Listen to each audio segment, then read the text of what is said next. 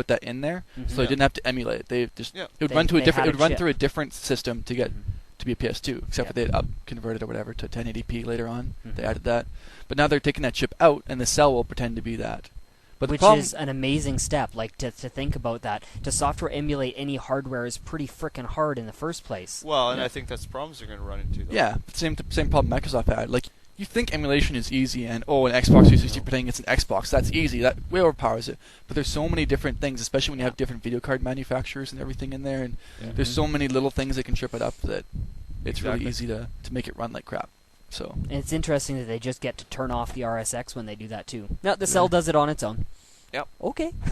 So what else did we announce? We had a UT exclusive. Yeah. UT3. Now, is that timed exclusive, or is that... Yes, I think it might be, because I did notice when he said, Unreal Tournament is exclusive to the PlayStation 3 this fall. Yeah. Which I noticed that word very closely. I was like, this fall, huh? Yeah, I think it's a timed exclusive. That means it could come as early as December 21st. Yeah. So, I mean, regardless, they're going to have it before Microsoft anyway, before the 360. But I mean, let's be honest here. But you know what is exclusive? Well, see, now we're getting into a bit of semantics. But the fact that you will be able to do mods and maps and everything on your PC and be able to play them on the PS3 version. I mean, what I was going to say here was, is Unreal even... It's not a console game, you know? Like, it's a Twitch shooter. Unreal Tournament came out for the PS2 to crickets. Because nobody really... It sucked, though. I'll be perfectly honest, it sucked. When they got into Unreal Championship on the Xbox, that was pretty damn good.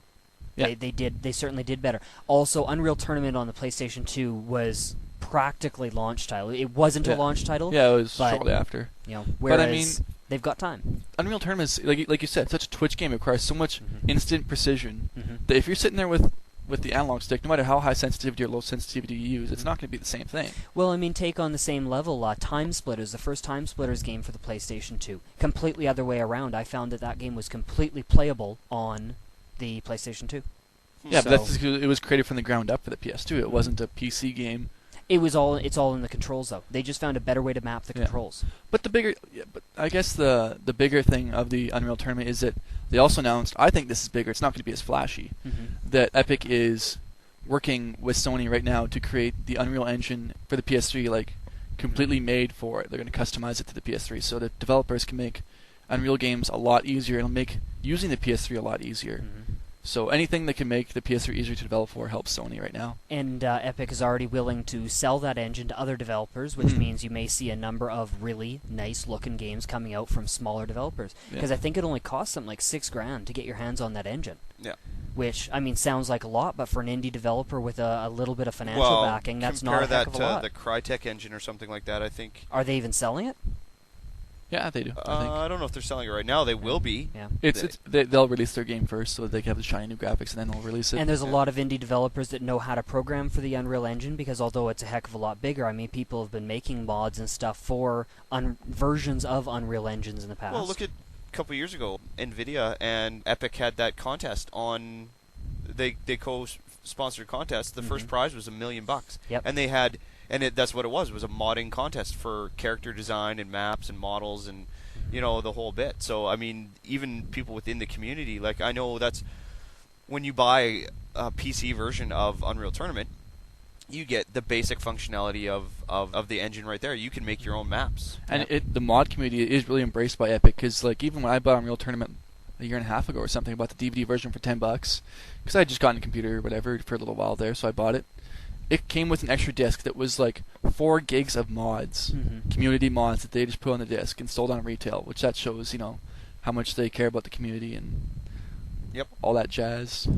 The other sort of one of the, I don't know if it was playable, but the big at showroom, I mean, of course they showed your Madden in all 30 frames per second glory. Yeah, they showed your Madden in with 30 frames. With Jack Tretton trying to be like the coolest guy ever. Like, hey, what's up, dog? And he did like the whole handshake to hug thing, and then, you know. Yeah, he's exactly. like, oh man, you totally bombed me on that one, dude, or whatever. Yeah, and he's brought like the out whitest Reggie guy Bush. ever. It was so funny. I was all excited because Reggie Bush came out, and he, like, played the game for, like...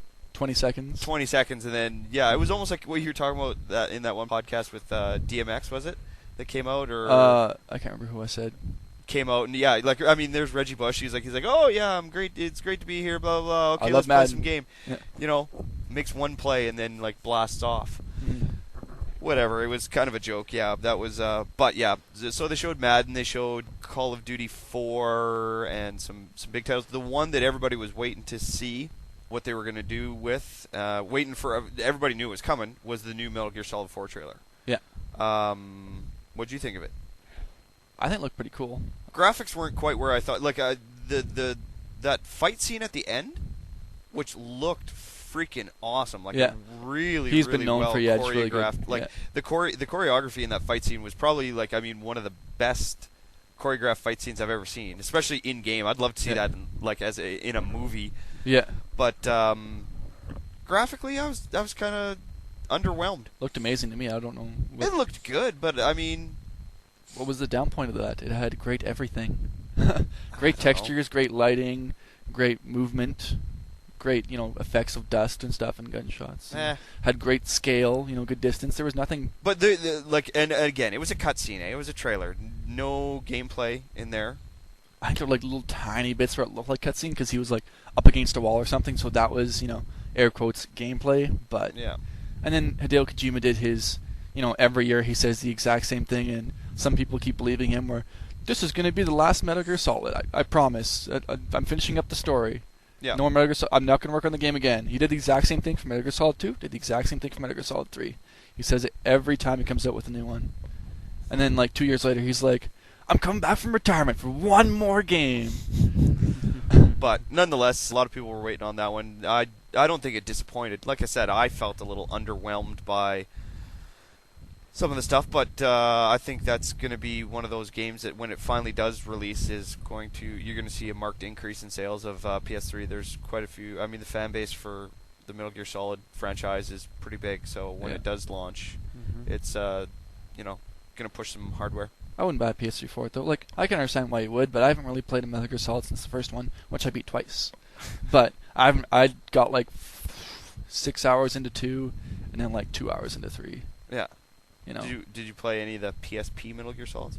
No. Oh, I played a little bit of Metal Gear Acid 2. Oh, okay. It was okay. Yeah. But I love the cutscenes of Metal Gear Solid, but I'm not a stealth gameplay person. Yeah. And this one is definitely they have said it is still a stealth game. Good. But it's in combat. I like I think it was Hideo Kojima's translator where he was just like futzing along with the translation and stuff while he was talking. Because he kept screwing up words or whatever and mixing up what he was trying to say. Yeah. Like, I don't know, wouldn't this be like a pre-planned, this is what I'm going to say, so just say this kind of thing? You'd think they'd almost have it like locked down so it sounds good. Yeah, exactly. Yeah. He could have been saying absolutely anything and I wouldn't have known. Yeah. I hate America. Hope you guys never get I hope the PlayStation fails. Go Xbox 360. That'd be really funny. So I don't have to develop for this goddamn cell processor anymore. But what else? We covered the UT. We covered the price drop. We covered the Metal Gear Solid 4 trailer. As Jordan put it, Jack Trenton is a douche. Yeah. PS Home, or the home system. Yeah, they did a little bit more showmanship with the home system, which Ryan likes. Like I don't know if he would use it. I guess I wouldn't play Second Life either.